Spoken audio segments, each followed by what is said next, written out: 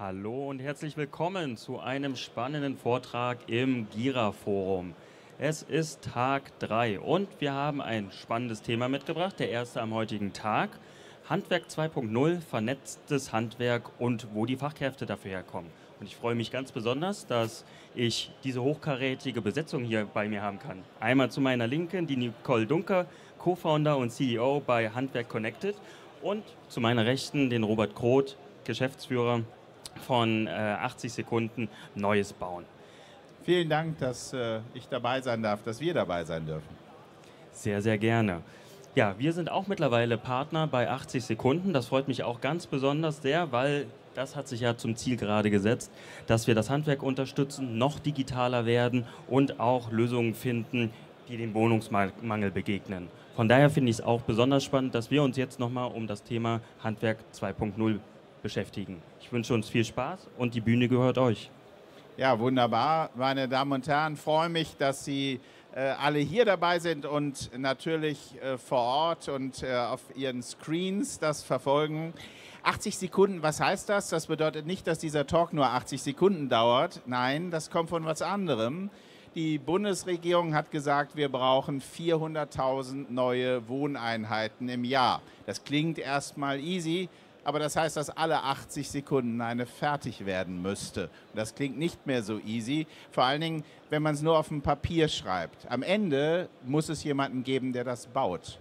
Und am Ende braucht es deswegen in erster Linie auch das Handwerk, weil ohne Handwerk kein Wohnungsbau, ohne Handwerk nicht in 80 Sekunden und auch nicht in einem Jahr auch nur eine weitere Wohnungseinheit. Und das ist ein ganz entscheidender Punkt. Deswegen geht es uns auch mit unserer Plattform bei 80 Sekunden darum, die Macher zusammenzubringen, die wirklich in Sachen Wohnungsbau was Neues schaffen und wirklich am Ende dafür sorgen, dass auch mit dem Wohnungsnotthema in Deutschland zumindest mittelfristig Schluss ist. Und eine wirkliche Macherin, die dafür sorgt, dass das Handwerk auch die Kapazität hat, um an dieser wichtigen Bewegung teilzunehmen, ist Handwerk Connected und ist Nicole Dunker als die Chefin von Handwerk Connected, die wirklich Handwerker zusammenbringt und Handwerkern aktiv hilft. Nicole, was macht ihr? Hallo erstmal, auch in meinem Namen. Danke, Robert, dass ich hier sein darf. Wir bieten letztendlich eine digitale Plattform, über die sich Handwerksbetriebe vernetzen können. Das heißt, es klingt recht einfach, ist es nämlich auch. Uns geht es darum, dass Handwerksbetriebe Kapazitäten finden, Fachkräfte finden oder auch Aufträge finden, die sie ansonsten nicht gefunden hätten. Das bringt dem einzelnen Handwerker letztendlich mehr Flexibilität und mehr Sicherheit in seiner Planung, mehr Personal und uns als Gesellschaft am Ende des Tages mehr Kapazität, mehr Installationsleistung. Das heißt, Handwerkskapazität, das heißt, wie funktioniert das? Die tauschen untereinander Mitarbeiter? Ja, jein. Also tatsächlich tauschen Mitarbeiter in dem Sinne nicht, sondern es ist letztendlich einfach so, wir haben zu Anfang, vor 5 Jahren, als wir gestartet sind, haben wir uns mal ganz genau angeguckt, schon damals war Fachkräftemangel in aller Munde. Was heißt das denn konkret? Und natürlich gibt es die Betriebe, die immer in der Überlast sind, die immer zu viel Aufträge haben, nicht wissen, wohin mit ihren Aufträgen. Es gibt aber auch in der Struktur, und das sind sehr viele Betriebe, gerade die Kleinstbetriebe, viele Betriebe, die eben nicht voll ausgelastet sind. Und die zwei zusammenzubringen, weil das oft auch Betriebsstrukturen sind, die sonst nicht miteinander reden, das ist letztendlich die Grundidee, die einfache. Okay, sehr spannend. Das heißt, Handwerksbetriebe helfen sich untereinander auftragsbezogen mit Kapazität aus oder eben auch mit neuen Kompetenzfeldern aus, oder? Genau das ist es. Es sind letztendlich die zwei Fälle, die du gerade gesagt hast. Natürlich geht es um Kapazität, um Spitzen oder auch um andersrum, ich brauche dringend Aufträge. Es geht aber auch darum, das sehen wir hier auch in den Hallen, das sehen wir auch in anderen Gewerken, die Komplexität der Technologie wird ja mehr. Das heißt, der einzelne Handwerksbetrieb hat ja neben den 100.000 anderen Herausforderungen, die er hat, auch immer noch die Herausforderung, dass er technologisch immer mehr abbilden muss. Er muss seine Mitarbeiter immer mehr qualifizieren für eine viel breitere Range an Technologien. Und das bedeutet wiederum, wenn ich es effizient und produktiv halten will, muss ich mich eventuell spezialisieren und habe dadurch aber eben auch Betriebe oder Bereiche, die ich nicht gut abdecken kann. Und da den Schulterschluss zu finden im Handwerk ist ein Riesenschlüssel zum Thema Fachkräftemangel. Super. Gut, Fachkräftemangel ist ein Thema, beschäftigt sehr viele. Nun lahmt ja gerade die Baukonjunktur. Wird denn überhaupt Fachkräftemangel ein dauerhaftes Problem sein oder war das nur so eine gewisse Phase?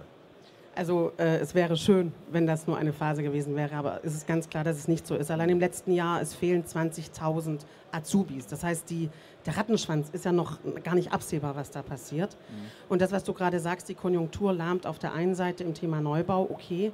Auf der anderen Seite haben wir aber Technologien oder Technologiewandel auch Boom. Also es ist tatsächlich für mich ist es ganz klar so ein bisschen, das ist auch so ein bisschen der Trend, die Welt in vielen Bereichen wird komplexer. Das heißt, auch die Herausforderungen für einen einzelnen Handwerksbetrieb werden komplexer. Und es gibt immer so Strömungen und Gegenströmungen, die es für den einzelnen Betrieb eben zu meistern gibt. Okay, das ist natürlich sehr spannend. Das heißt, es wird ein dauerhaftes Thema sein für das Handwerk, die richtigen Mitarbeiter für die passenden Aufträge zu haben, ohne selber vielleicht eine ganz große Zahl von Experten oder auch eigenen Leuten in den klassischen Feldern vorhalten zu müssen.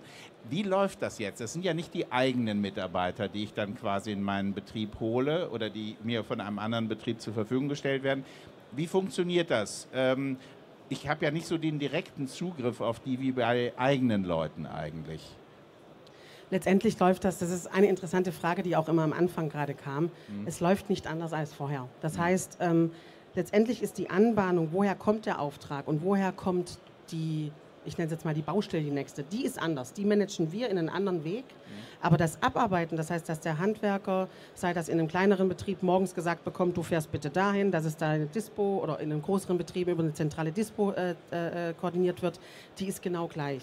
Und das heißt, die Handwerker treffen sich einfach, das ist gelebter Usus. Jeder Handwerksbetrieb kennt es, dass er mit anderen Fremdgewerken auf einer Baustelle zusammenarbeitet. Gerade im Neubau gibt man sich da ja auch durchaus prozessorientiert ich nenne jetzt mal den Schlüssel in die Hand. Das ist gelebte Praxis.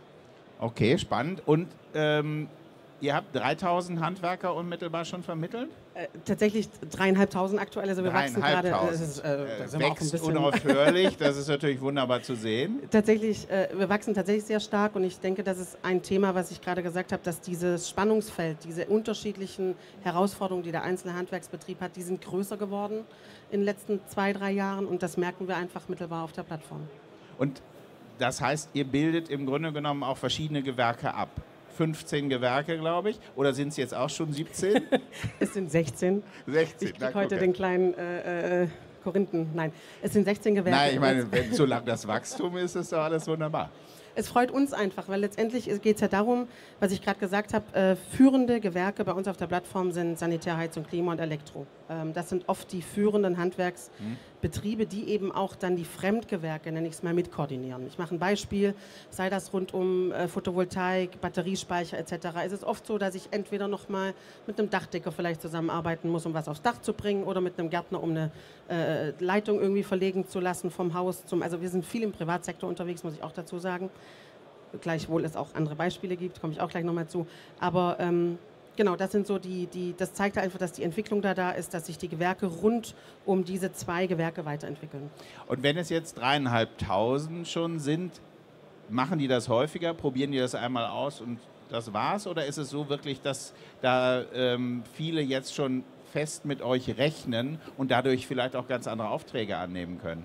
Das ist tatsächlich das Schöne, was wir gerade sehen. Wir haben so, ich nenne es jetzt mal Serial-Täter mittlerweile. Wir sagen immer so ein bisschen flapsig, alle 11 Sekunden verliebt sich ein Handwerker bei uns auf der Plattform. So ist es nicht. Also da können wir mit 80 Sekunden ja gar nicht mithalten. Das stimmt. Das wäre eine schöne Vision. Um mal kurz die Anzahl auch so im Schnitt vermitteln wir pro Tag aktuell eine Kooperation. Okay. Das sind zum Teil Erstkooperationen, zum Teil sind das auch Folgekooperationen. Was wir merken ist, und das ist schön, dass einfach die Plattform durch gewisse Features, da möchte ich jetzt nicht drauf eingehen, aber wir haben so einen Art Baustellenplaner etc. mit drin, was gerade für die Kleinstbetriebe einfach interessant ist, dass die das wieder nutzen, weil es für sie einfach eine Erleichterung ist in ihrem Daily Business. Die haben keine Lust, vielleicht Aufträge, Werbung etc. zu machen, Kleinstbetriebe als Beispiel jetzt, sondern die gehen da halt drauf, die finden da Aufträge von ihrer Fachkompetenz, auf die sie spezialisiert haben. Andersrum, ich kann spezialisiert Aufträge da auch quasi live schalten und die Plattform matcht dann automatisiert dagegen. Ja, super. Und das heißt, ich kann vielleicht auch als Handwerker ganz andere Auftragsvolumina annehmen oder halt eben Aufträge, die auch Kompetenzfelder mit einschließen, die ich bisher als Betrieb über meine eigenen Leute gar nicht abzubilden in der Lage bin? 100%. Das ist das, was ich gerade auch Und da kurz gibt es auch wirklich angekündigt habe. Beispiele, dass das gelingt. Gibt es ganz aktuell kann ich jetzt sagen, wer jetzt Handwerker ist, handwerkconnected.de, meldet euch an. Ihr werdet sehen, sind mehrere Großprojekte drin. Ein Krankenhaus in Köln zum Beispiel, ein Riesenprojekt über 2 Jahre. Der Handwerksbetrieb, der das quasi leitet, sagt ganz klar, er hat über uns jetzt schon, ich glaube, lass mich nicht lügen, aber 4 oder 5 Partner gewonnen, die quasi nach und nach den Innenausbau da vorantreiben. Und das ist ganz klar, dass er sagt, er hätte dieses Projekt so nicht machen können. Das ist natürlich spannend, aber ist es am Ende so, dass so ein Mitarbeiter dann vielleicht sagt, ach, ist ja eigentlich ganz cool, dieser Kooperationsbetrieb, wo ich da bin, ich wechsle dahin? Ist das schon passiert? Danke für diese Frage. Das war die allererste Frage, die überall und immer kam. Ja. Und ich kann wirklich mit gutem Gewissen sagen, nein, ist noch nie passiert. Warum? Das ist immer so die German Angst, möchte ich an der Stelle jetzt auch so ein bisschen sagen. Aber warum passiert das nicht? Nochmal, es ändert sich vom Prozess nichts. Der Mitarbeiter bekommt entweder um eine zentrale Dispo gesagt, da fährst du bitte morgen hin, das ist dein Aufgabengebiet für nächste Woche, oder er bekommt morgens gesagt, wo er hinfährt, je nachdem, wie die Struktur ist in den Betrieben. Das heißt, für den Mitarbeiter ändert sich nichts. Im Zweifelsfall sogar, und das ist was wir wirklich gemerkt haben, ist das für den Mitarbeiter sogar noch was Schönes, weil ich nenne es jetzt mal, seine Kompetenz gewertschätzt wird. Weil durch dieses Miteinander spielen im Handwerksbetrieb kann ich ja auch als Handwerksbetriebseigner sagen, ich setze meinen Mitarbeiter eben für das ein, für was er qualifiziert ist. Und ich lasse ihn nicht, wenn dieser Auftrag mal nicht da ist, keine Ahnung, einen tropfenden Wasserhahn noch mitmachen oder so. Und das kommt eher gut an.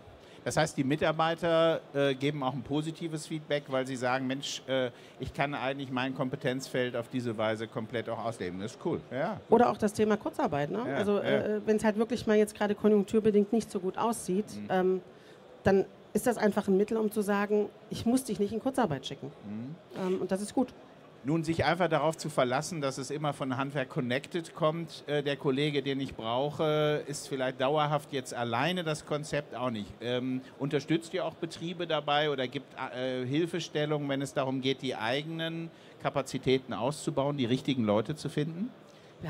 Wir selber machen das nicht, weil wir so ein bisschen Schuster bleibt bei deinen Leisten sagen, aber wir haben Partner, die das tun und sehen da halt vor allem dann einen Hebel, Hand in Hand zu gehen, das Thema Employer Branding, eben das, was ich gerade gesagt habe, dass Mitarbeiter für das eben auch eingesetzt werden, für was sie qualifiziert sind.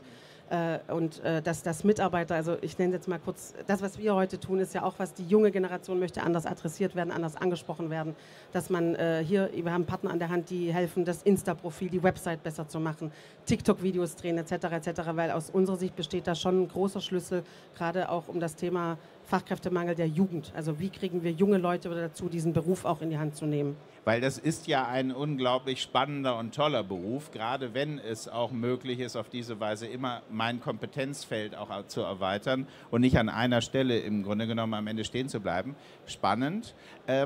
Gerade wenn es darum geht, jetzt auch verschiedene Gewerke zusammenzubringen. Das Thema gewerkeübergreifende Kooperation ist ja ein langes Thema schon im Handwerk.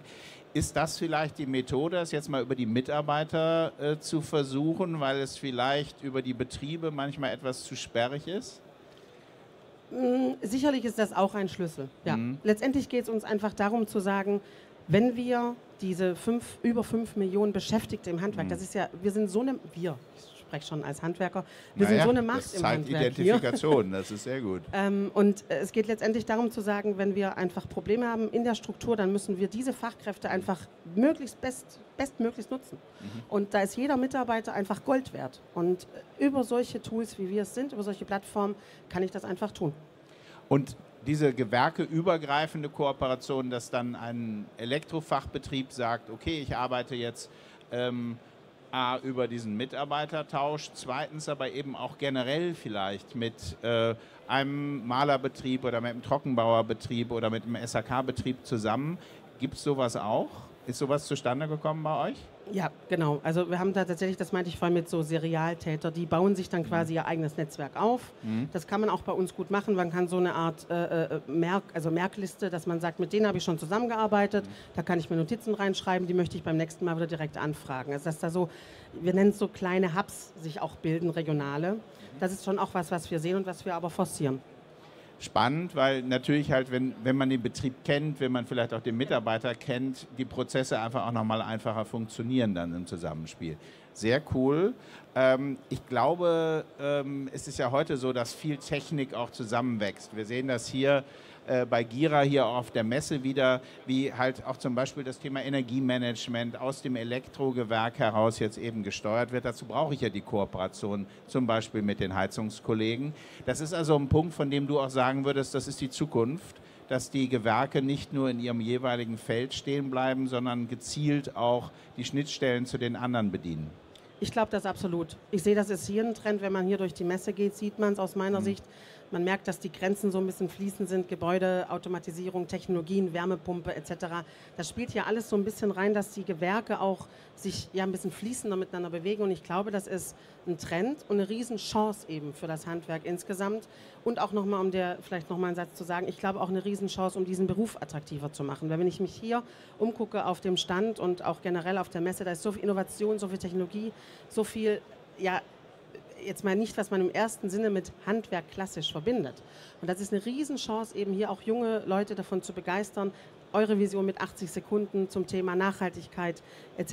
da einen Beitrag zu leisten. Wir können das aus unserer Perspektive nur sagen. Wir stellen fest, dass halt sehr viele Bauherren, Investoren, Projektentwickler selber bisher Gewerke koordinieren mussten und es eigentlich viel lieber dem Handwerk selbst überlassen würden, die Prozesse und die Themen zu steuern und da auch viel lieber auf die Kompetenz des Handwerks eigentlich setzen würden. Wenige Handwerker tun das bisher in der Form. Ihr wärt eigentlich die Plattform, um das für jeden einzelnen Betrieb zu schaffen. Es ist ja auch verständlich, warum sie es nicht tun. Ne? Also wenn ich heute mal mit einem Handwerker spreche, was die alles regeln müssen, ich nenne es jetzt mal von der kompletten Wertschöpfungskette, welche Hürden die auch zu nehmen haben, das ist einfach immens. Und dann kann ich auch verstehen, dass da irgendeiner mal aussteigt und sagt, nee, das mache ich jetzt nicht mehr mit. Und deshalb glaube ich, ist die Herausforderung tatsächlich smarte und einfache Tools zu nutzen, zu implementieren oder anzubieten, die jeder Handwerker auch nutzen kann, die nicht mit viel Setup und ich muss noch monatelang Schulung etc. zu machen sind, sondern dass jeder Handwerker einfach sehr schnell hier seinen Mehrwert auch direkt rausziehen kann. Ja, das glaube ich ist ein sehr entscheidender Punkt. Kompetenzerweiterung, ohne dass ich eigentlich meine Themen verlassen muss. Denn auch in den Themen tut sich ja wahnsinnig viel. Als Handwerker muss man ja alleine heute schon unglaublich viel tun, um nur in dem Feld, in dem man schon ist, up-to-date zu bleiben. Deswegen der kleine Werbeblock für Gira sei ja an der Stelle zulässig. Gibt es ja auch ein ganz großes Angebot in der Gira Akademie für die Qualifizierung zu neuen Feldern innerhalb des Elektrofeldes von Gira. Das finde ich cool, aber eben andere Gewerke sich hinzuzuholen, ist dann die Sache von Handwerk Connected, um sich dort anzumelden. Muss man denn viel tun, wenn man bei euch starten möchte? Also muss man erstmal x Profile hochladen, um sich als ja auch ein Betrieb zu profilieren, von dem vielleicht auch der eine oder andere Mitarbeiter sagt, da gehe ich auch mal hin, Chef, tausch mich mal aus. Nein, man muss nicht viel machen. Also es ist letztendlich wirklich so, dass die Anmeldung ist online, digital, wir sind cloud-basiert. Ich kann das per Handy machen, ich kann das auf dem Rechner machen. Ich muss ein paar Informationen angeben. Wir müssen letztendlich wissen, welches Gewerk deckt der Betrieb ab, welche Spezialisierung hat er, wo ist er tätig und vielleicht noch, wie weit will er fahren, weil dann tatsächlich dann der Algorithmus das zusammenmatcht. Und das war's. Wichtig noch für uns als Qualitätsnachweis sind natürlich noch solche Themen wie Gewerbeschein, Eintragung in die Handwerkerrolle.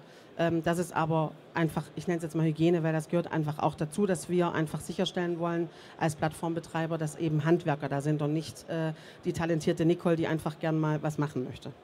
Das ist, glaube ich, ein entscheidender Punkt, weil am Ende geht es ja auch darum, dass das halt alles Leute mit Meisterbrief sind, die dort unterwegs sind, dass wir am Ende hier nicht Einfalltore dafür schaffen, dass am Ende nicht ausreichend qualifizierte Leute ihre mangelnde Kompetenz noch über diverse Betriebe multiplizieren können.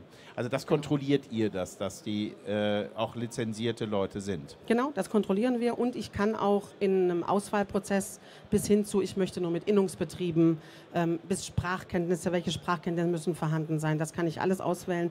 Ich möchte auch nicht verheimlichen, dass wir da quasi gerade erst auch am Anfang sind. Ich glaube, da haben wir noch ganz viel auf unserer Liste stehen, was wir noch vorhaben, aber das auditieren wir heute, ja. Weißt du, wie viele Betriebe aus dem Elektrohandwerk bei euch sind von den 3500? Ich weiß, dass SAK und Elektro sind die zwei stärksten und wir haben so rund 1000 SAK, 1000 Elektro, das sind so die zwei stärksten und dann verteilen sich die anderen Gewerke tatsächlich auf die anderen 1,5. Gut, aber das wäre ja die Botschaft auch an die Handwerker hier. 1000 Kollegen von ihm aus dem Elektrohandwerk haben schon gezeigt, dass es funktioniert. Also sicherlich ein Punkt, wo man dann auch mal sagen kann, da schließen wir auf. Ich bin nicht der Erste, da sind schon viele Erfolgsrezepte unterwegs dabei. Ja, cool. Sehr, sehr spannend. Wollen wir mal schauen, ob es hier Fragen zu dem Thema gibt? Dank, Nicole und Robert, für diesen spannenden Vortrag. Ich gucke auch mal in die Runde, ob es Fragen von hier gibt.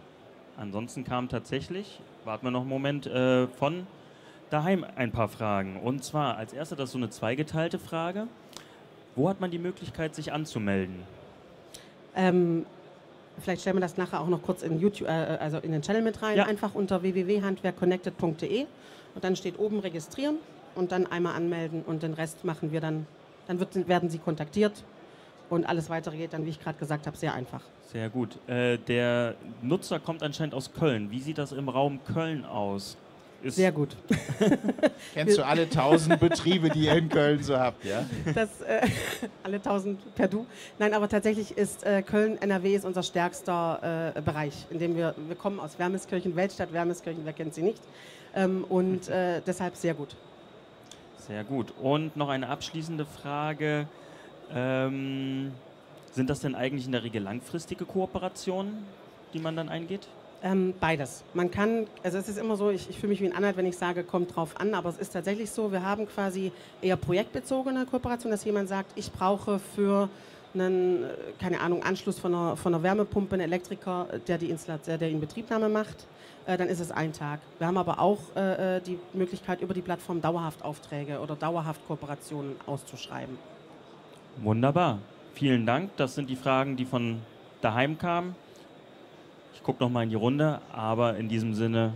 Und von unserer Seite von 80 Sekunden kann ich einfach nur sagen, wir suchen die Macher, die wirklich in der Lage sind, diesen Markt auch nach vorne zu bringen, sicherzustellen dafür, dass mehr, schneller und nachhaltiger Wohnungen gebaut werden.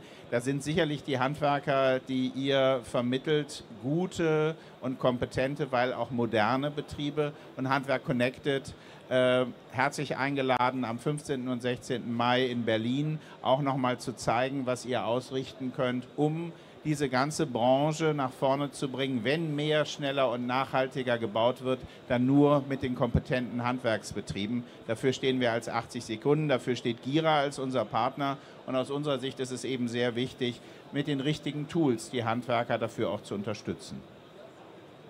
Ein schönes Schlusswort. Vielen Dank an euch beide.